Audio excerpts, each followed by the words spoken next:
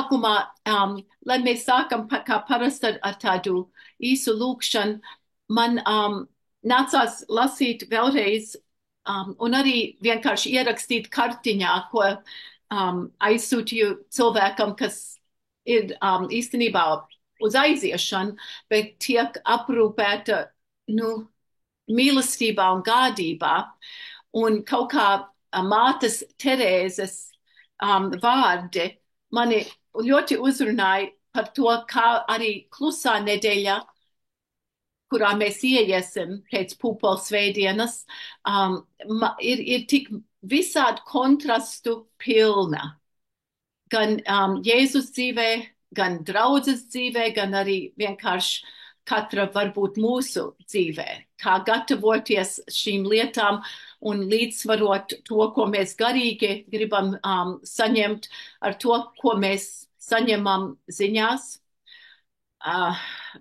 no draugiem, vienkārši kas izraisa kādreiz patiesi tādu ilgu, pilnu lūkšanu, lai Dievs, kā mēs pirmā lasījumā no psalmiem manījām, kad viss nav vienmēr tik viegli, lai labi, un kad ienaidnieku netrūkst. Bet paļāvībā Dievam, tāpat kā māte Terēze, varbūt viņi var mums atgādināt šodien, ka dzīve ir skaistums. Apbrīno to. Dzīve ir svētlaime, baudi to. Dzīve ir sapnis, vērs to par īstenību. Dzīve ir izaicinājums, stājies tam pretī. Dzīve ir pienākums, pildi to. Dzīve ir spēle, spēlē to. Dzīve ir vērtība, saudzē to. Dzīve ir bagātība, taupi to. Dzīve ir mīlestība, saņem to. Dievs, tu esi mīlestība, kas devis mums dzīvību, katram savu ceļu, tāpat kā tavam dēlam Jēzum. Un mēs no sirds pateicamies, ka viņš neatteicās no tā ceļa, kaut mēs to nenovēlētu nevienam. Un mums arī nav to jānovēl nevienam, jo dēļ viņa mēs tiekam atbrīvoti no tā, kas mūs visvairāk varētu turēt rūpēs, bailēs, skumjās bezdarbībā. Palīdzi mums arvien ticēt, cerēt, mīlēt un pāri visam paļauties tev. Mēs lūdzam svētību mūsu pārunām, svētību Kārlim mūs ievadot šīs pārunās, un katram, kas kaut ko no šīs sesijas arī ņems sev līdz, ieejot nākamajās dienās un klusā nedēļā. Ar pateicību tev, kungs Jēzu, mēs visu lūdzam, kas uz sirds tavā svētā vārdā. Amen. Un kā mēdzu darīt, jo mēs esam piedzīvojuši vienkārši tā doma, kā mēs atceramies, bija savienot Dieva vārdus, kuri ir paredzēti nākamajā svētdienā, ko pārdomāt līdz ar garīdznieku, jeb ar draudzi, visu kopā, kad mēs arī aicinām uz pārunām cilvēkus, kas katrs var pienest kaut ko klāt, un šie Dieva vārdi paliek pamats, kaut arī, ja gadījumā tos neiztērzē, kā kādreiz domātu. Bet pirmais lasījums no psalma, kā es teicu, ir par to, ka tik atklāt cilvēks runā ar Dievu. Tur ir cīņa, tur ir realitāte. Un mēs sastopamies ar to, ka negribam lasīt avīzi, negribam dzirdēt ziņas, griežam nost, ja kāds runā, kuru nevaram vairs varbūt ieredzēt. Visāds grūtības īstā dzīvē, kā es kādreiz saku, Un viss tas ir pagrieziens uz pēdējām rindām, kur viņš saka, es uz tevi paļaujos, kungs, es saku, tu esi mans dievs. Tavā rokā ir mani laiki. Glāb mani no naidnieku rokas un maniem vajātājiem. Tātad ne tikai no naidniekiem, bet no tiem, kas vajā. Un Pāvila vārdos vēstulē Filipiešiem liek domāt, ka tiešām tas arī bija, kā Jēzus varbūt izprata, kad viņam ir gan ienaidnieki, gan vajātāji, un tomēr viņš, kā mēs lasām šīs ļoti, ļoti skaistajos vārdos, viņš sevi iztukšoja dēļ mums. Un es sāku domāt, no kā viņš sevi iztukšoja. Kā viņam vajadzēja, kādā veidā viņam vajadzēja kaut kādu vietu sevi atbrīvot. Jo, kad mēs sevi iztukšojam, mēs negribam palikt tukšumā parasti.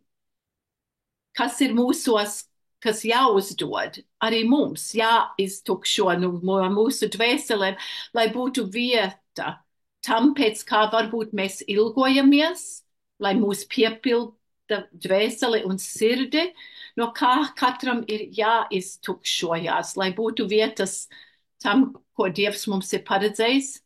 Un Jēzus gadījumā tik ārkārtīgi skaidri tiek pateikts, viņš sevi arī iztukšoja, lai ko?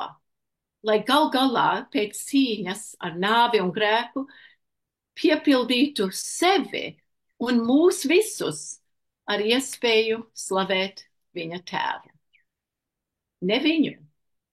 Tāda pazemība, kad arī mēs atceramies jaunā derībā viss gandrīz viņa brīnumi, sarunas, kas bija ar debesīm, bija darītas mūsu dēļ, jeb lai mēs nestu godu Dievam, lai cilvēki ticētu, ka Dievs viņu ir sūtījis pasaulē. Un arī stāsts Marka evaņģēlijā, kas ir parastākais pūpolu svētdienā, kur nebija palmi Latvijā, kur bija pūpolu, un viss tas, kas bija pavasars, arī bija gandrīz svinēt, atzīmēts, bet viņš tādā pazemībā dodas pretīm liktenim, bet mēs teiktu, varbūt ar prieku saņemot to, ko ļaudis tobrīd viņam piešķīra. Iespēju viņu atpazīt arī citā lomā. Tas ir tikai dažas pārdomas, tie teksti jāiztirzā katram sirdī, un arī redzēsim, kā katrs garīdznieks to mums pasniedz svētdien, bet arī mēs pateicamies, kad mūsu vidū ir cilvēks, kas arī bija pats gatavs. Viņš teica, ja kāds prasa par tekstiem, es arī esmu gatavs uz jautājumiem atbildēt, un mēs pateicamies Kārlim Streipam par to, un par to, kad viņš kā ļoti, ļoti atzīts un lasīts žurnālists ir bijis gatavs pēdējā mirklī mūs, teiksim, uzrunāt, jo autore Nora Ikstena, kura bija paredzējusi būt, vienkārši teica, ka nav tomēr iespējams viņai būt ar mums klāt, kad viņa nebūs ar mums. Un paldies Dievam caur prāvesta Zanitas gādību un draudzību ar Kārli un viņa atsaucību. Mēs esam šodien te. Un es lūkšu Kārlim pašam, viņam to minēju, sevi iepazīstināt un dalīties ar mums, mans dzīves stāsts un Dieva vārds, kādā veidā viņš savu ticības svētceļojumu ir izpratis, piedzīvojis un saredzējis. Mēs ar lielu pateicību tev gaidām tevi uzklausīt. Lūdzu, Kārli. Paldies, paldies, paldies. Jā. Es sākšu ar to, ka tajā Bībeles lasījumā man jaunajā derībā vismīļākais tēls ir Pēteris, jo viņš ir viscilvēciskākais no visiem. Uz kalna pie transfigurācijas mēs gribam te palikt, uzbūvēsim tev telti. Viņš noliedz Jēzus nāvi, nē, tā tas nevar būt, tā tas nevar būt. Un, protams, šajā lasījumā viņš saka, es tevi nekad nenoliekšu. Viņš pats sevī tic, ka nenolieks, bet kā īsts cilvēks noliedz gan. un ir pēc tam skumjiši. Kas attiecas uz mani vecāki, mana ģimene nebija īpaši baznīcā gājēji, mani vecāki vairāk interesējās par dievturību, bet mēs gājām baznīcā 18. novembrī un uz tāda veida pasākumiem, varbūt uz lieldienām, varbūt ap Ziemassvētkiem. Manā ģimenes leģendu sarakstā ir mazais Kārlītis, kurš sēž luterāņu dievkalpojumā baznīcā un kaut kādā klusā brīdī saka spaltā balstiņā, tagad gan laikam ārā ir tumšs. Tā luterāņu dievkalpojumi mēdz būt tādi stipri gari un gari. Es pats pie baznīcas nonācu jau kā pieaudzis cilvēks. Es strādāju Kanzasas galvaspilsētā Topekā kā televīzijas reportieris un korespondents, un pienāca rīts, kad es kaut kā savā sirdī jūtu vajadzību iet baznīcā, un Topekā ir tāda draudze Metropolitan Community Church, kuru nodibināja baptistu mācītājs vārdā Trojs Pērijs, kuru izslēdza no baptistu draudzes, tāpēc, ka viņš bija gejs, un viņš izveidoja principā ļoti tādu tolerantu baznīcu, kur var nākt visi pēc kārtas, tajā īpaši LGBTQ kopienas cilvēki, un tur es atradu principā sev ģimeni. MCC darbojas visā pasaulē. Viņa nav tikai LGBT cilvēki. Āfrikā, piemēram, viņi ir ar ļoti plašu misijas darbu, kur viņi neuzsver to, kas viņi tādi ir. Bet tā es nonācu baznīcā, un man tur joprojām ir ļoti tuvi draugi no tā laika, un tur es jutos labi un varēju piedalīties un visas lietas. No Topēkas es pārcēlos uz Latviju. Es 89. gadā, kad es te biju, es gāju dievkalpojumos Doma baznīcā, kas ir grandioza veca celtne. Es pieļauju, ka arhibīskapi ir tur bijusi, un arī citi klātesošie ir bijuši Doma baznīcā. Tur bija drusku sarežģīti, jo pirmkārt tur bija tāds gados vecs mācītājs, kuram bija pielikts palīgmācītājs ar sprediķi, un vecais mācītājs par to nebija priecīgs. Viņa uzdevums bija draudzes paziņojumi, ka būs kafijas pusstundu un bībeles mācība, bet parasti tur sanāca otrs sprediķis par to, ko viņš domāja par attiecīgo evaņģēlija lietu. Bet pats trakākais tas bija atmodas laikā, un kaut kādā brīdī, gandrīz katrā dievkalpojumā no mācītāja skanēja vārdi Dievs svētī Latviju. Un tad ieskanējās tās milzīgās ērģeles, kas savu laiku bija lielākās ērģeles Eiropā, tad, kad viņas ielika Doma baznīcā. Un tad visi dziedāja Dievs svētī Latviju, izņemot mani, jo es vienmēr raudāju, jo es biju tik aizkustināts, un man tā bija tik triumfāla lieta, tā Latvijas tautas atmoda, es vienmēr raudāju.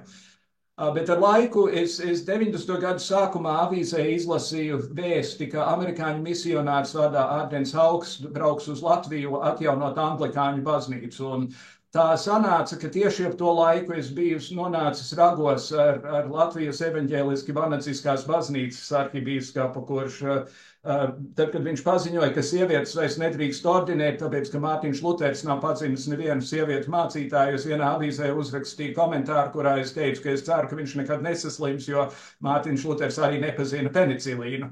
Bet neilgi pēc tam Vanaks paziņoja, ka geji vairs nedrīkst nākt pie dievkalda Latvijas luterāņu baznīcā, un līdz ar to es biju ekskomunicēts un kļuvu par dibinātāju locekli Rīgas svētā glābēja anglikāņu draudzē. Tur es esmu tagad bijis 30 gadus. Es esmu reizēm vadījis dziesmas un pārdomas dievkalpojumus. Es ļoti bieži asistēju dievkalpojumos, un tur es jūtos ļoti, ļoti labi. Tāds būtu mans stāsts īsumā.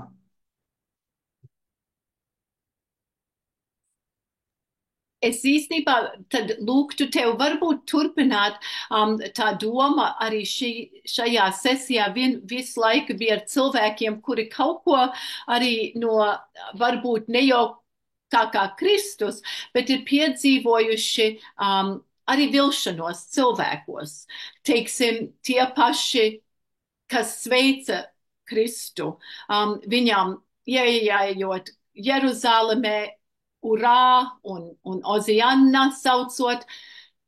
Ne visi, bet starp tiem droši, ka bija arī tie, kas neilgi pēc tam arī brēca sit viņu krustā, jeb nedarīja neko, kā arī, diemžēl, teiksim, tu pieminēji Pēter, kas visādas lietas, kas varēja arī būt pilnīgi pretēji tam, ko mēs sagaidītu.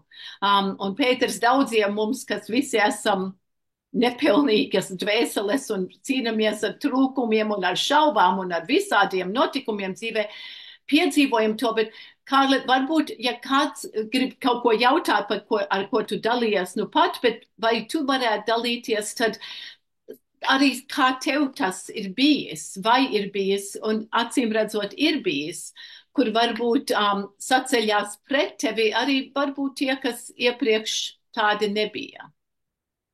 Nu, pirmais, ko es gribu teikt, es esmu bieži domājis par to, kā tas notika Jēzus laikā, kad viņš gāja un sludināja. Piemēram, ja viņam bija 5000 cilvēku, kā varēja kāds dzirdēt to, ko viņš saka, piemēram, kalnu sprediķī. Tas tiek ļoti asprātīgi apspēlēts filmā The Life of Brian, kur cilvēki nesaprot īsti, ko viņš tur ir teicis. Es varu iedomāties, ka ļoti daudziem cilvēkiem tajā situācijā bija nezināšana, viņi nesaprata, kas tas cilvēks ir. Tajā stāstā, kur Jēzus saka, aizēju un pie tās cilvēkiem un pasaka, ir vajadzīgs paņemt tavu ēzeli. Es vienmēr esmu domājis, tie cilvēki droši vien teikt, kas tu tāds esi, kāpēc tev ir vajadzīgs mans ēzelis, kāpēc man pašam ir vajadzīgs mans ēzelis. Un tad, kad Jēzus sita krustā, es pieļauju, es zinu, ka mēs lasām evaņģēlijā, ka mācekļi bija šausmīgi nobijušies, un viņi paslēpās slēgtā telpā aiz slēgtām durvīm un nezināja, ko tālāk vajag darīt. Un tur bija tas jautājums, kas galu galā bija šis cilvēks, jo viņš it kā solīja mainīt visu pasauli, bet pats gāja bojā, un tikai tad, kad viņš atkal parādījās, tad sākās tālāk tā izpratne. Bet galvenais man par šo lietu ir tas, ka mēs īsti nezinām, kas sākotnēji tika rakstīts svētajos rakstos, jo tie tika rakstīti arāmiešu un grieķu un senās valodās laikā, kopš tam tie ir tulkoti un interpretēti un pārrakstīti. Un kaut vai tas fakts, ka 13. gadsimtā Bībele varēja tikai ar roku pārrakstīt, un tur droši vien iemetās kaut kādas kļūdas, un varbūt kāds domāja, nu tas neizklausās pareizi, rakstīsim to kaut kā drusku citādāk. Man personīgi attiecībā uz svētajiem rakstiem būtiskais ir pants no Jāņa evaņģēlija, jo Dievs tik ļoti tevi ir mīlējis, ka viņš ir atdevis savu vienīgo dēlu, lai ik viens, kurš viņam tic, iemantot mūžīgo dzīvību. Un es nekad neesmu redzējis zemesvītras atsauci, kurā būtu teikts, izņemot sievietes, izņemot gejus, izņemot tumšādainus cilvēkus, izņemot. Un tā ir mana lielākā problēma ar mūsdienu ticību, it īpaši tā dēvētie evaņģēliskie kristieši Amerikā, kuru centrā šķiet esam principā ienaids pret citādiem. Un tas nav tas, ko Jēzus mācīja. Jēzus mācīja mīliet viens otru, nevis ienīstiet viens otru. Man personīgi tāpa minēta tā doma par lūkšanām. Man liekas, ka viena lieta, ko cilvēki nedara īpaši bieži, mēs visi sakām lūkšanas, mēs nu pat dzirdējām lūkšanu, mēs runājam lūkšanu, bet vai mēs kādreiz klausāmies uz to, kas tiek atbildēts uz to lūkšanu? Un to es, protams, uzdotu retoriskā pārnestā nozīmē, jo ne jau Dievs mums zvana pa telefonu un sākas tagad klausies un tagad es izstāstīšu, kas tur ir vajadzīgs. Bet man personīgi ir tā dēvētā atbrīvošanas teoloģija sirdī, ka kristietībai ir jābūt atvērtai, tai ir jābūt pēc iespējas plašākai teltī. Un mani vienmēr ir nodarbinājis tas, Jēzus Pēterim teica, tu esi akmens, uz kura es celšu savu baznīcu, vienskaitlī baznīcu. Un ja Jēzus tagad atgrieztos uz zemes un redzētu luterāņus un episkopiliāņus un katoļus un metodistus un mormoņus un visus pārējos, ko viņš īsti padomātu? Un es vienmēr esmu teicis, kristietība ir forša lieta, žēl pa kristiešiem, kas to ir salaiduši dēlī. Mums anglikāņos vienreiz bija menonīts, kas misionārs no Maskavas, no menonītu baznīcas, un viņš bija ar savu ģimeni atbraucis, un viņš varēja pie mums teikt sprediķi, bet viņš nevarēja piedalīties dievgaldā, jo pēc viņa izpratnes mēs dievgaldu darījām nepareizi. Dievgalds ir maize un vīns ar pārnestu nozīmi visās kristiešu baznīcās. Kā tas tiek apstrādāts un kā tas tiek ievadīts, tas ir sekundārs jautājums. Bet tur jau ir tā lieta. Es nedrīkstu iet pie dievgalda Romas katoļu baznīcā vienkārši tāpēc, ka es neesmu Romas katolis. Vai ne? Un tādā nozīmē mēs anglikāņos mūsu mācītāji vienmēr pirms dievgalda saka, dievgalds pie mums ir atvērts jebkuram cilvēkam no jebkuras ticīgās tradīcijas, kurš iepriekšējā mācītāja teica, kurš ir iesvētīts kristīgajā baznīcā. Šī mācītāja saka, kurai ir tradīcija ar baznīcu, nāciet visi pēc kārtas, jo mēs varam redzēt caur šo mīlestību, ka Dievs ir labs. Un tā ir tā iekļaujošā un pretīm nākošā ticība, kas man personīgi ir ļoti svarīga. Vai kas tev, vai no kādiem, kas esat klāt, ir kādi jautājumi? Un es negribu dominēt, es gribētu, lai jūs prasat, kas jums vēl liktos pie sirds. Jā, kamēr cilvēki domā, es gribētu vēl vienu lietu pateikt. Šī doma, ka sievietes nevar būt mācītājas, man šķiet absurda kalnkals. Tas ir, ko sieviete nevar izdarīt tādu, kas ir vajadzīga mācītājas darbam. Mācītājs ir aprūpes cilvēks, sievietes ir medmāsas, sievietes ir skolotājas, sievietes ir mammas. Vai sieviete ir nespējīga izlasīt evaņģēliju un nākt pie secinājumu par to, ko teikt sprediķī. Mēs tagad esam tik sen redzējuši, mums anglikāņos bija 2 vīrieši un pēc tam 2 sievietes, nevienam gabals nenokrita, precīzi tas pats dievkalpojums, tas pats evaņģēlijs un viss pārējais. Mums ir arhibīskapi, mums ir prāveste Vārsberga, mums ir Čikāgā, mums ir ļoti daudz sievietes mācītājas latvietas, kuras ir spiestas strādāt ārzemēs, tāpēc, ka Latvijā viņām nav atļauts strādāt. Un cita starpā tas ir nozīmējis, ka visa Eiropa piedalās Porvo līgumā, kur ir anglikāņu un luterāņu baznīcu kopība. Tas ir iemesls, kāpēc latviešu luterāņu mācītāji ir varējuši pārņemt anglikāņu draudzi Rīgā, tāpēc, ka ir šī komunija. Vienīgā baznīca Eiropā, kura nepiedalās, ir Vanaka baznīca, un tas arī ir atstādināšana no kopējās kristietības, un tas ir vienkārši nožēlojami. Jā. Kārli, tikai tāds starp citu, tu minēji, kad ir lietas, ko nevar it kā darīt sieviete, kad bija liktenīgais brīdis Lelbu sinodē 16.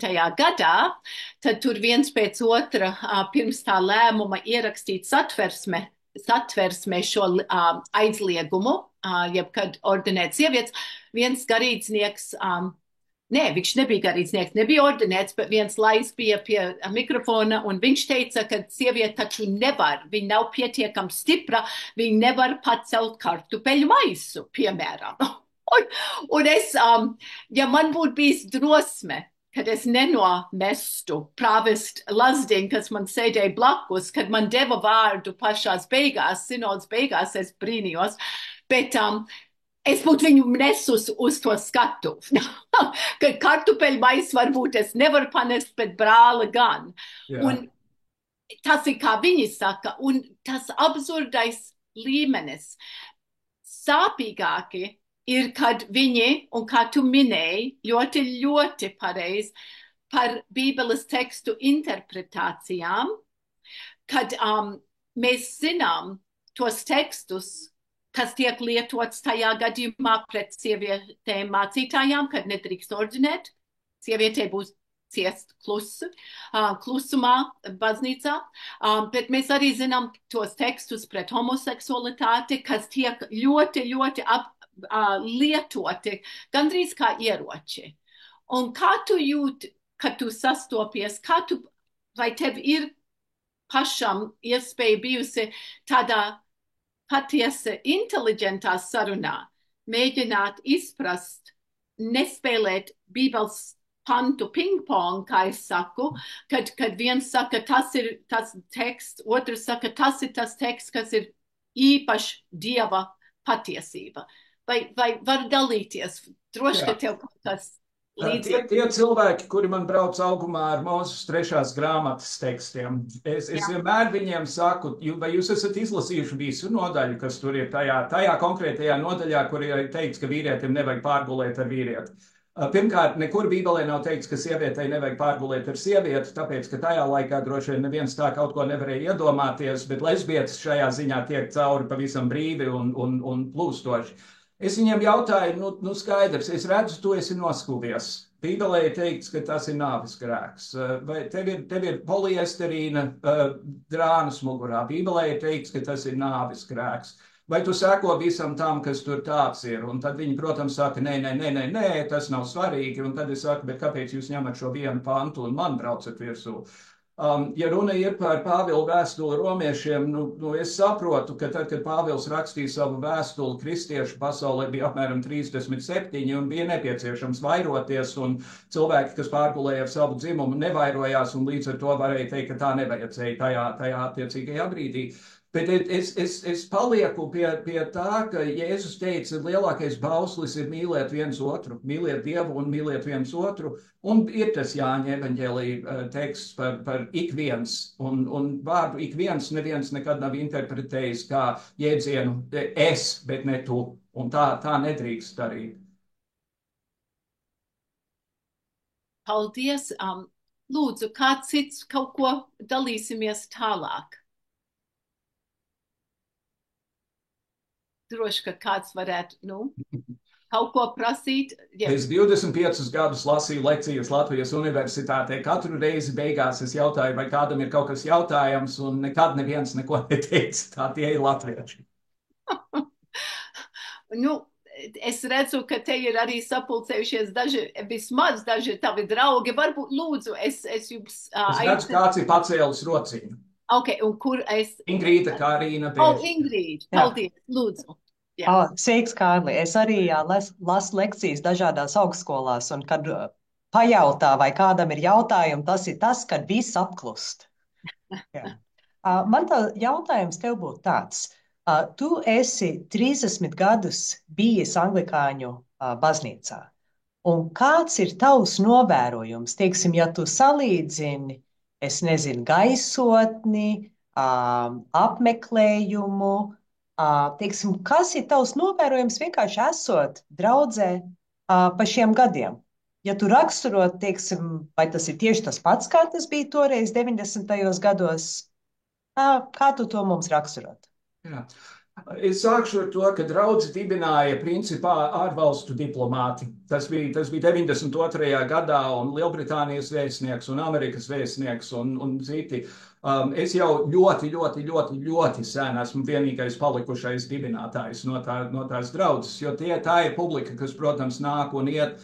Mums nekad nav milzīgi lielas draudzes. Ziemassvētkos, lieldienās sapulcējas krietni daudz vairāk cilvēku, bet vidējā dievkalpojumā mums ir varbūt 30–40 cilvēku. Mums dievkalpojumi ir angļu valodā, kas nozīmē, ka tie nav pieejami visiem cilvēkiem Latvijā, bet mums ir ļoti labas attiecības ar vēstniecībām. Reizi gadā, piemēram, mums ir tas piemiņas dievkalpojums attiecībā uz Pirmo pasaules karu un Lielbritānijas bruņotajiem spēkiem, kuri Latvijā palīdzēja ar brīvības cīņām. Tur ir tās magoņas veidols, ko mēs piespraužam pie krūtīm.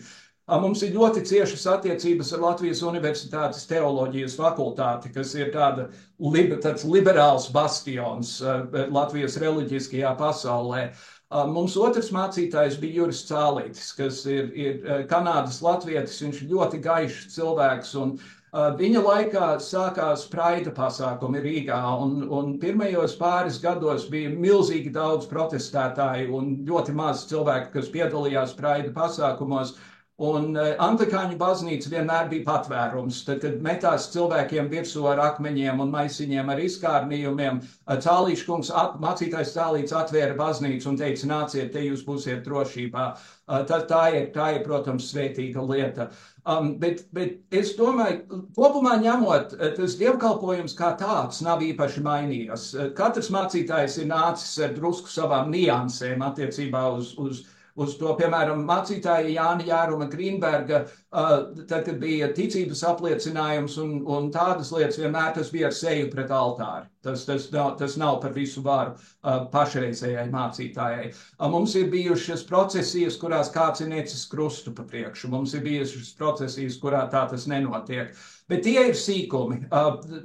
Centrālā nozīmē mēs esam anglikāņi, mūsu baznīcas galva ir Lielbritānijas monarhs, Tad, kad nomira karaliene, mums bija vairāki būtiski dievkalpojumi, piemiņas dievkalpojumi attiecībā uz karalieni Elizabeti. Teiksim tā, es sen neesmu bijis Latviešu baznīcā Latvijā. Pāris reizes esmu bijis uz kāzām, un es esmu es esmu bijis Latviešu baznīcās. Latviešu dievkalpojumi mēdz būt drausmīgi gari, it īpaši, ja ir dievgalds. Jo mācītājs viens pats iet vispirms svētība, svētība, svētība, svētība, svētība, tad mācītājs nāk oblate, oblate, oblate, oblate, oblate, un tad mācītājs nāk kaus, kaus, kaus, kaus, kaus. Anglikāņos mēs vienmēr esam divi. Viens ar oblati, otrs ar kausu, un cilvēki nāk pie mums, un mēs līdz ar to tas notiek krietni veiklāk. Anglikāņu dievkalpojumi apmēram 1:10 minūtes mums tas dievkalpojums mēdz iet. Un es atceros, es vienmēr, kad es esmu dievkalpojumā, es atceros to, ko Pēteris teica uz tā kalna, tad, kad notika Jēzus transfigurācija. Viņš teica, ir labi šeit būt. Un man vienmēr anglikāņos liekas, ka ir labi tur būt. Varbūt Ingrīda pati var dalīties, ja Ieva, ka tagad mūsu baznīcas draudzēs Latvijā. Es tikai minu, bet piedalās, lai arī palīdzot izdalīt svēto vakarēdienu, jeb dodas, jo tā ir tradīcija, ne tradīcija, bet tas ir ļoti pieņemts daudzās mūsu draudzēs, kur vai nu permiders, jeb dažos gadījumos draudz priekšnieks, jeb izpalīdz pie dievgalda, lai veicinātu ātrāk to plūsmu. Pie mums tas vienmēr tā ir. Es esmu lais, es vienmēr palīdzu, tad, kad es asistēju dievkalpojumā. Vai kāds cits, Ingrīda, es nezinu, vai kā ir Rīgas evaņģeliskā? Mums īstenībā nē. Bet, Kārli, tu vari droši nākt uz luterāņu dievkalpojumu Rīgas evaņģēliskajā draudzē. Mēs piedaram luterāņu baznīcai pasaulē, respektīvi šai baznīcai.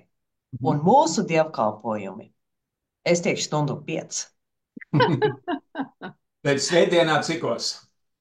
Katru otro svētdienu, respektīvi mēneša 2. un 4. svētdienā, 1:00 pie metodistiem, kur mēs esam savukārt atraduši patvērumu.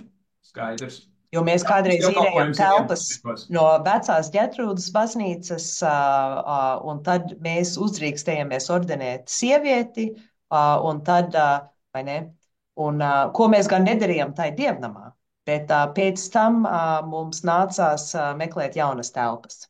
Un tā mēs esam pie metodistiem, kur, saprotams, arī superintendenti ir sieviete, mācītājas ir sievietes, vai ne, un lieldienu rītā, kā saka, tas akmens būs vēlies arī pie mums. Jā. Es zinu, teiksim, mums ir laimējies ar mācītājiem. Ardens Hauks bija tāds ļoti pretīmnākošs, viņš bija luterānis no Minnesotas, amerikānis, un Juris Cālīts bija gaišs cilvēks. Jāna Jāruma Grīnberga, pirms viņa nāca pie mums kā draudzes mācītāja, bija luterāņu arhibīskaps Lielbritānijā, un ne latviešiem, bet visiem luterāņiem Lielbritānijā. Un mūsu pašreizējā mācītāja Elīza Zikmane bija viņas draudzes mācītāja, tad, kad Jāna Jāruma Grīnberga pārcēlās uz Latviju un kļuva mūsu draudzes mācītāja. Līdz ar to mums ir tāda pēctecība bijusi, un tas arī ir bijis jauki. Vai ir kādam vēl ko jautāt, vērot? Jā, man ir ātrs jautājums, un varbūt ne tik ātrs, bet Kārli, sveiki. Kā jums ir ar tā kā jauniem cilvēkiem Anglikāņu baznīcā? Ja jums ir, tad kā jūs viņus uzaiciniet un kā viņi arī piedalās? Viņi piedalās, kā es teicu, mums ir ļoti labas attiecības ar Latvijas Universitātes teoloģijas fakultāti, un studenti no turienes reizēm pie mums nāk. Kā es teicu, tad tur ir jābūt angļu valodai jāsaprot, bet mums ir daži gados veci cilvēki, kuri latviešu valodu neprot. Viņi runā krievu valodā, bet viņi kaut kur pa ceļam ir iemācījušies angļu valodu, un līdz ar to viņi nāk uz dievkalpojumu angļu valodā. Bet mums ir arī gados jauni cilvēki. Mums ir draudzes Pāraugs ir gados jauns cilvēks. Mūsu church wardens ir salīdzinoši gados jauni cilvēki. Ir viens no Latvijas, viens no Amerikas, kurš pārstāv mūsu diocēzē. Ir arī jauni cilvēki. Es nezinu, varbūt mācītāji iet un runā ar cilvēkiem un aicina cilvēkus un sauc viņus pie mums. Es personīgi neesmu tā kaut ko nodarbojies, bet nāk cilvēki, nāk arī jauni cilvēki. Paldies. Krista, lūdzu, Bāzberg. Jā, sveiks, Kārli. Čau, Krista. Pārējie. Paldies par tavu teikto. Man faktiski nav jautājums, bet es gribēju piebilst, ka tad, kad man sanāk diskusijas, un es to saku ar, ja sairagos, laikam tā latviski saka, ar kādu par Bībeles tekstiem, ja tos mēģinu ļoti burtiski interpretēt. Man bieži tā, ka mani bailes, ka es nepārzinu Bībeli pietiekam labi, un tad viņi uzreiz varēs tik daudz lietas man teikt, un es neprotu atbildēt, bet gal galā, tāpat kā tu teici, pēdējais vārds ir, ka mīlestība ir Dievs, un es uz tā varu paļauties. Un tomēr pirms tam mans vienīgais ir, ka mums pat nav jāskatās šausmīgi dziļi Bībelē, lai atrastu to, cik to saprast burtiski ir jocīgi, jo pat baušļos, ja saka, tev nebūs iekārot sava tuvāka sievu, tas laikam neatiecas uz mani, tur nav nekas teikts par to, ka es nedrīkst iekārot savu tuvāka vīru.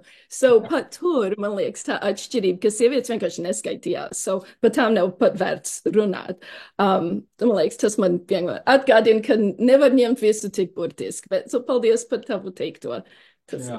Jā, es te gribu teikt divas lietas. Pirmkārt, es esmu pilnīgi pārliecināts, ka Bībele principā ir divas lietas. Tās ir pamācības, tas ir instrukcijas par to, kā dzīvot kā nomādam tuksnesī Āfrikas ziemeļos pirms 4000 gadu. Un tur ir viss stāsts par to, ka, ja tu atrod milstrasu savā toaletes telpā, tad tev ir jāsauc priesteris, kuram ir jādara kaut kāds rituāls, jo viņiem, protams, nebija nekas špricējams virsū, ar kuru to miltrasu notīrīt. Vecā derība nebija nekāda pasaule apklāta ar ūdeni. Nebija cilvēki, kas dzīvoja līdz 800, 900 gadu vecumam. Tas ir absurds. Jaunā derība savukārt, es personīgi īsti neticu, ka ir bijis gadījums, kad ir bērns piedzimis pilnīgi nevainīgai sievietei, un es neticu, ka kāds pēc 3 dienām ir augšām cēlies no mirušajiem un dzīvojis tālāk, jo nekad laikā kopš tam nekas tam līdzīgs nav nenoticis, nepierādīts. Bet man tas nav būtiski. Man būtiski ir tas, ka mēs kā kristieši atbalstām viens otru, mēs mīlam viens otru tajā bībeliskajā nozīmē, un mēs katrs atrodam sevī to ceļu, kādā mēs to darām. Un, teiksim, es esmu tāds pēc dabas kašķīgs, man patīk ar cilvēkiem strīdēties par bībeles pantiņiem, par bībeles tekstiem, un es viņus zinu diezgan labi, vismaz tos, kas ir attiecīgi. Bet otra lieta, ko es gribu teikt, ir, ka Kristus tētis bija leģendārs mācītājs Vilis Vārsbergs, un es viņu pazinu ne tikai, pirmais, kur es viņu pazinu, bija caur korporācijām. Es biju tālavietis, un Vilis bija, kas bija Vilis? Selonis, laikam. Aneta? Ventonis, jā. Vilis Vārsbergs bija ļoti jautrs cilvēks. Es neesmu nekad mūžā pazīnis kādu, kas zināja lielāku skaitu rupju anekdošu par Vili Vārsbergu. Bet attiecībā uz mācītāju būšanām viņš man iemācīja vienreiz vienu ļoti būtisku lietu anglikāņos. Viņš teica, pieraksti pilnīgi visu, kas tev būs dievkalpojumā sakāms, tāpēc, ka tu zini, ka kaut kādā brīdī tu aizmirsīsi tēvreizi. Tu skaitot tēvreizi, tev sajūgs vārdi. Pieraksti uz papīra, un tad tev nebūs par to jābaidās. Vilis bija viens vienkārši superīgs cilvēks. Man bija ļoti žēl, kad viņš aizgāja mūžībā. Un es priecājos, ka viņa meita ir sekojusi viņa pēdās. Vai ne? Mēs daudzi to varētu teikt. Un es redzu vēl vienu roku, Linda, ja, un Edgars. Paldies, es uz pirmo neatvēru. Labi, lūdzu. Es klausījos aizkulisēs, bet pieslēdzos kamerā. Jā. Man interesē, ka ka mēs augām Amerikā, kristīgā baznīca, man likās daudz progresīvāka un liberālāka nekā šodien būtībā Amerikā tas ir kļuvis. Un kā tas atsaucās, ko jūs teicāt par cik burtiski uztvert Bībeles tekstus un cik burtiski tie ir interpretējami. Bet Amerikā, kas ir noticis 60. un 70. gados, kristietība bija kaut kas, ko jaunie cilvēki izmantoja, lai radītu būtībā tādu revolūciju Amerikā, lai radītu iet uz priekšu un progresivitāti un tā tālāk. Un šodien tā ir kļuvusi par absolūtāko konservatīvismu un trumpismu un tā tālāk. Atkal neievedot politiku šeit, piedodiet, un tās šitās evaņģēliskās megachurches, kas Amerikā notiek, vai kaut kas tāds notiek Latvijā un vispār Eiropā arī? Mums Latvijā ir draudze, ka nosaukuma jaunā paudze, kas ir tāda puslīdz evaņģēliska, un tur ir lāzeri un roka mūzika un visas lietas, un lielākoties tur viss notiek krievu valodā.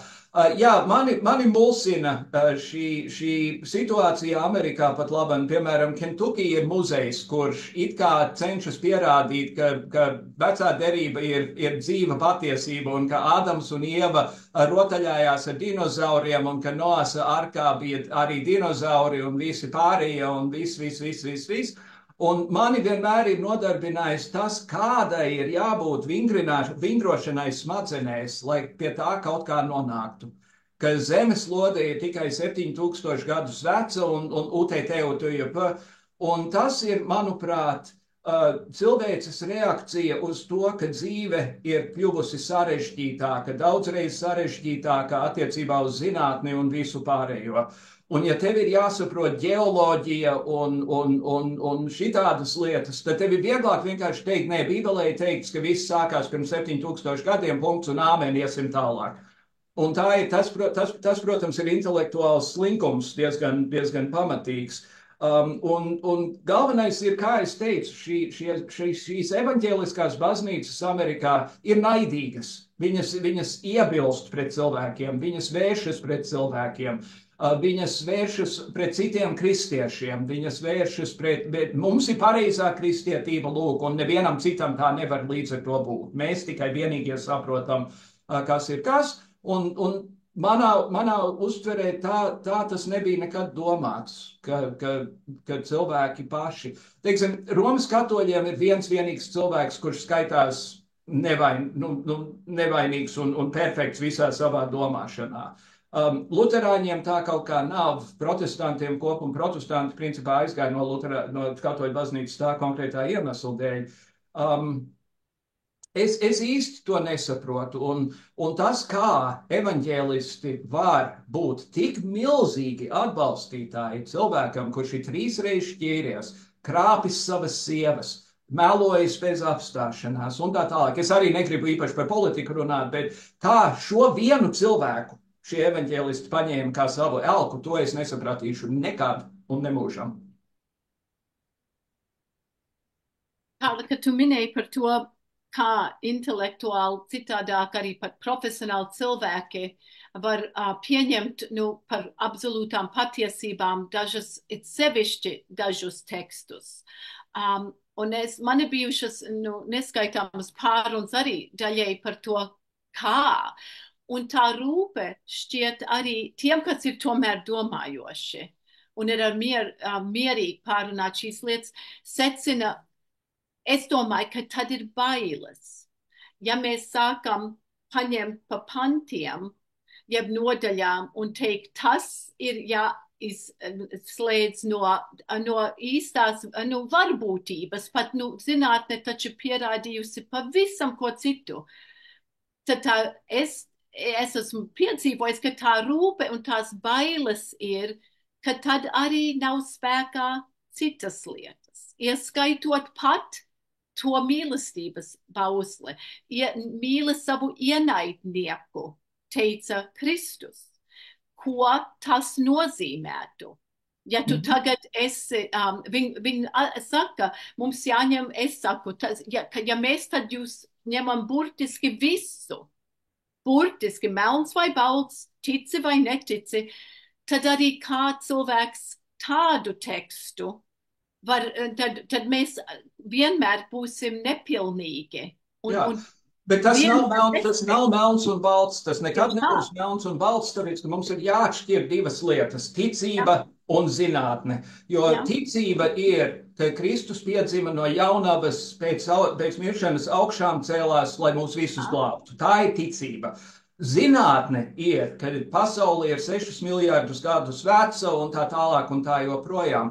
No šīs pašas it kā anti-intelektuālismu cēlās viss antivaksisms attiecībā uz Covid-19. Tie cilvēki, kuri kaut kur internetā sagrābstīja vienu kaut ko un no tā izsecināja, ka visas vakcīnas ir inde vai sazvērestība vai kaut kas tam līdzīgs. Es baidos, ka pasaule virzās ļoti ātri anti-intelektuālisma virzienā, un kā cilvēks, kurš ir izglītots, man no tā ir bail. Tas ir diezgan, tas ir skumji, ka cilvēki tā uzvedās. Bet arī es pretotos tam, kad ir zināmas lietas intelektuāli it kā cilvēki, kuriem nav grūti, un es skaitu sev tā, ticēt absolūti, ka Jēzus augšām cēlās, ka nāve bija uzvarēta. Es neesmu pa daudz piedzīvojusi, ka cilvēki aizējot mūžībā, vienkārši tie mirkļi mani pārliecina, kad tajā gadījumā es varu to tekstu, un arī I can suspend disbelief. Un arī par Jēzus piedzimšanu, un arī par tādu cilvēks kā Vilis Vālsbergs, viņa grāmatā, teiksim, tur nav prasīts, lai mēs zināmos brīnumos neticētu. Jo ticība, tas lēs. Jā, tas nedara tev par anti-intelektuālu. Teiksim, tas ir ļoti konfliktējoši, jo tur ir tik daudz tie teksti, kuriem es nekad neteikšu, ka tas ir Dieva vārds, kas saka, ņem tos bērns un met viņus pret klintīm. That's not my God. Bet redz, tur mēs sākam, tur nevar būt tas, bet tur var būt tas ļoti, Jā. Teiksim tā,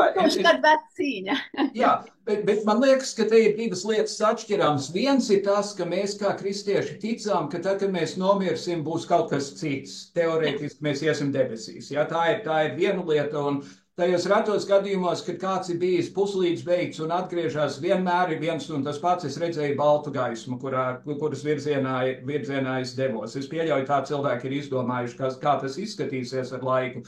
Ir cita lieta ticēt, ka cilvēks, kurš ir augšām cēlies, ir pavadījis 3 vai 4 nedēļas staigājot apkārt un runājot ar cilvēkiem un visas lietas. Tas ir atkal jautājums. Bet galvenais, ko es gribu teikt, šīs divas lietas nav pretrunā viena ar otru, jo ticība neatņem spēju domāt racionāli par citām lietām. Un tur ir tā lieta, vai ne? Mēs nevaram pieņemt, ka pasaule ir 7000 gadus veca. Mēs vienkārši nevaram.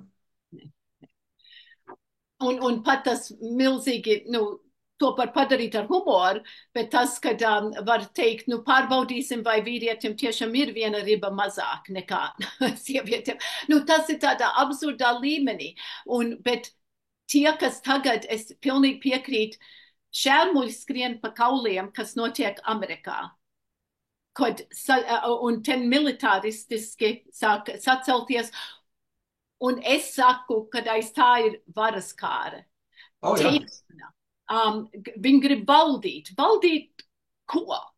Un visu laiku valdīt pāri kādiem. Un apspiest citus. Tas ir galvenais. Apspiest citus. Es zinu, ka mēs negribam, un vairums, kas tagad esat klāt, ir no ASV, bet es arī varu iedomāties, ka pasaulē Daira varētu minēt par Lielbritāniju, ja varbūt Ieva par Latviju, viņiem ir arī rūpe par to, kas notiek šī valstī, jo tas ietekmē ārkārtīgām pasaules politiku un nākotni, un lai Dievs pasargā. Bet Eiropā cilvēki nemēdz to likt reliģiskā kontekstā. Latvijā cilvēki strīdās par krievs pret latvieti un tā tālāk, bet es neesmu īpaši dzirdējis, ka tas tiek likts reliģiskā kontekstā diskusijas šeit. Bet skatoties uz Bībeli, teiksim, vecajā derībā ir nodaļas, kuras ir līdz kliņķim garlaicīgas. Tur nekas īpaši nenotiek, tur ir kaut kādas ģimenes attiecības tiek skaidrotas un bļā. Bet mēs iebraucam drusku auzās konkrēti šajā jautājumā. Kā jūs teicāt, ir cilvēki, kuri saka, ja tu netici visam, kas ir Bībelē, tad tu netici nekam. Bet no otras puses, ja es saku, ka es ticu Jāņa evaņģēlijam un es ticu tam, bet neticu vecās 3. Mūzes grāmatas tekstam un Pētera vēstulē romiešiem, tad ir pamats cilvēkam teikt, nu kā tu vari tādā gadījumā izskaidrot savu domāšanu. Un es nezinu, jo pareizi jūs teicāt, tas arī nozīmē atbalstīt visu pirmdzimušo dēlu nogalināšanu, tas arī nozīmē atbalstīt asinsgrēku, tas nozīmē, Bībele ir viena dikti vardarbīga grāmata, īpaši vecajā derībā, un tur ir visi cilvēces grēki pēc kārtas tiek uzskaitīti kā Dieva pavēlēti. Un tur man rodas problēmas. Un es redzu, kad Ilze pievienojās, un tā lieta ir, kad Ilze mēs bijām izrakstījuši, kad ir Eiropā stundu agrāk. Un ierakstīts ir, tātad visi, kas gadījumā pievienojās par vēl, varēs noskatīties.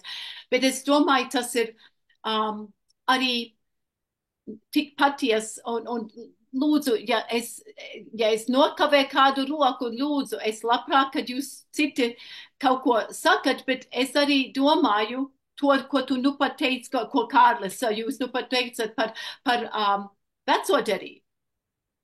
Mūsu acu priekšā notiek.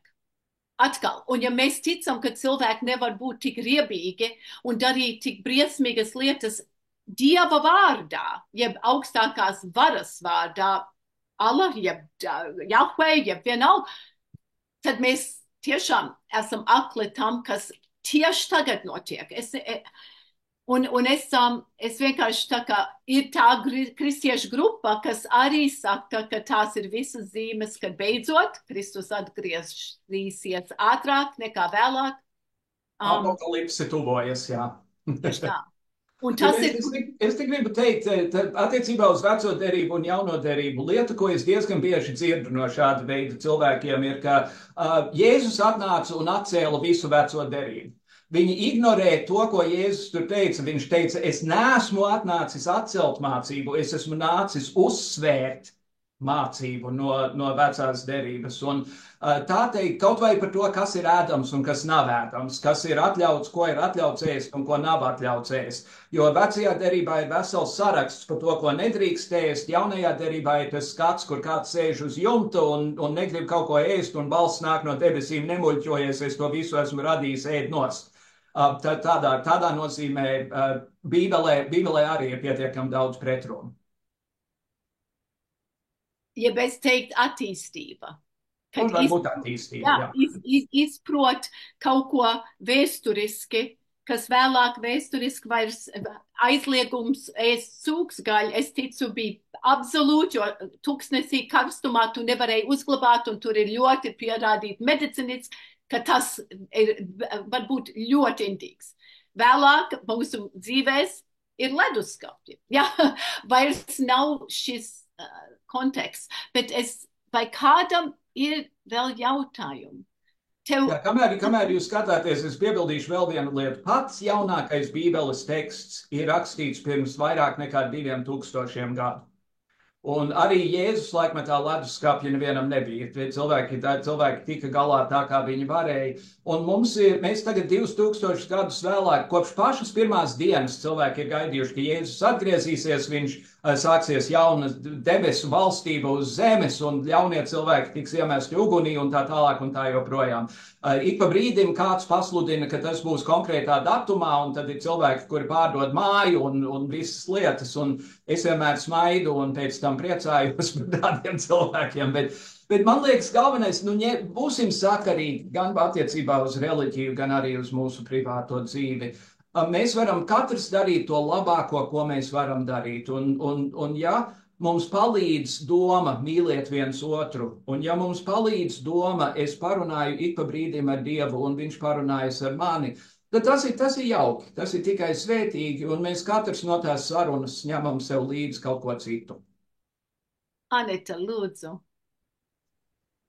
Paldies, Kārli, un paldies Lauma un visiem, kas šodien piedalās. Es domāju, tu pieminēji atbrīvošanas teoloģiju, un cilvēkam ir grūti dzīvot brīvībā. Mums palīdz, ka mums pasaka, tas ir melns, tas ir balts, mums nav jādomā. Tas sanāk daudz vieglāk, un bija vairākas pārunas, es atceros tad, kad Latvija atguva savu neatkarību un cik daudz vairāk cilvēku gāja uz katoļu baznīcu nekā pie mums luterāņiem, jo katoļi pateica, dari šo, dari to, tāpat kā viņi bija pieraduši vispār dzīvot. Un tā ir tāda filozofiska attīstība baznīcām un kustībām, bet nav viegli dzīvot brīvībā, jo tā atbildība ir mums. Atskaitot, ja tu savu visu uztici Dievam. Un tā kā šī starp laikā, starp to, kas ir bijis un to, kas vēl būs, mēs meklējam, kā dzīvot. Un, ja paskatās, piemēram, Edgars izlasi dažas labas grāmatas par to, kā izveidojās Amerikā The Christian Right, tas ir šausmu stāsts, un viss, kas tur ir vara. Vara. Ko līdz viņi saprata, ka viņi var ietekmēt politiku, viņi mēģināja izgudrot, kas būs nākamais, ko mēs uzņemsimies, lai mēs pierādām varu, un tas bija abortu jautājums. Tas nebija, viņi iepriekš bija pilnīgi nebija problēmas ar abortu, tas bija moments, kad viņi nolēma veči, vienā telefonu konferencē nolēma, uzņemsim šo kā mūsu jaunāko kara gājienu, un tā tas ir turpinājies. Bet cilvēki tam padodas, man liekas, jo viņiem ir bail. Viņi nezin, atkal kāds viņiem palīdz īstenībā uzlikt klapes, lai nav jādomā par pārējo. Jā, bet konkrēti attiecībā uz abortu jautājumu, te ir jautājums par suns noķēra mašīnu, jo panākot, ka augstākā tiesa atcēla to precedentu, viņi ir sev iešāvuši milzīgi kājā. Pilnīgi. Bet es domāju, paldies, ka tu piedalies, un paldies arķibīskāpei un Ievai un Guntim visiem, kas šīs pārunas sarunas ir veidojušas, jo šis ir, kas mums ir jādara, lai mēs palīdzētu viens otram. Kad mēs nezinām, kad mēs jautājam, mēs nezinām, kā dzīvot, mēs nezinām, ko darīt ar to brīnišķīgo brīvību, ko mums piedāvā Kristus. Šis ir, kā mēs to izgudrojam. Mums jāsanāk kopā un jādalās, un es esmu pateicīga par visām iepriekšējām sarunām un arī par šo. Paldies! Un es esmu pateicīgs, ka prāvesta Vārsberga ir sekojusi pulkstenim un redz, ka stunda ir pagājusi. Jā, un mēs sekojam tam, un tie, kas ir pienākuši vēlāk, kā es teicu, Ieva, mūsu prāvesta Puriņa, kas ir Latvijā, vienmēr ļoti laicīgi, viņi bija prom kādu laiku, bet tagad visas sesijas ir uzliktas, un šī arī būs mājas lapā, un varēsiet tur piedalīties. Ar to, kad ir nākamā trešdienā mums tas, kas solīja būt klāt, doktors Valdes Terautkalns nevarēja, viņš nesolīja. Es gribēju, lai viņš ir klāt, bet es esmu ar mieru pati ievadīt to sesiju, turpinot līdzīgā garā ar jums un ar garīdzniekiem, bet lajiem runāt nākamā reizē, kas tur bija paredzēts par tulkojumiem. Par to, kā Dieva vārds Bībelē, svētajos rakstos mainās dēļ tulkojumiem. Un es nerunāju burtiski tikai, bet arī laikmetiem pārmainoties. un kā mums varētu palīdzēt atcerēties, kad mēs arī lasām un ticam dzīvajam vārdam. Burts nokauj, gars dara dzīvu. Es domāju, ka es baidos to uzņemties, jo iepriekšējā ir bijuši tik ļoti labi sagatavot un arī spēj jūs ievadīt, bet es līdzīgā gadā, ja jūs vēlaties, tad tā būs es, kas ievadīšu to pārunu sesiju, bet arī sagaidīšu, cerēšu, lūkšu, darīšu visu, likšu, lai jūs runājat vairāk arī citi. Parasti man neviens neklausa. Nē, tā nav taisnība, bet es varbūt teikšu, ko tu domā par to? Un varbūt mēs tad tādā veidā dzirdēsim citu vairāk, kaut jūs esat kautrīgi un atturīgi. Paldies, Kārle. Vienmēr laipni. Es gandrīz gribēju teikt, nāc pie mums, lūdzu. Un laiks, mans vīrs saka, ir laiks, arī Teodoriņam ir čučēt, un tas ir mans uzdevums tagad, bet es pateicos Dievs, lai jūs svētī Pupulu svētdienā un iesākot nākamajā nedēļā, iesākot kluso nedēļu, lūdzu dariet zinām, cik jūs varat citiem par to, kad Latvijā, Eiropā ir stundu agrāk, jo mēs pārgriezam pulksteņus. Visu mīļu un paldies jums. Vēl tikai 2 nedēļas. Vēl tikai 2 nedēļas. Jā, bet tad mums ir sesīts cauri. Nākamreiz darīsim šo adventu laikā. Tad laikam negriež pulksteņus. Paldies visiem. Paldies.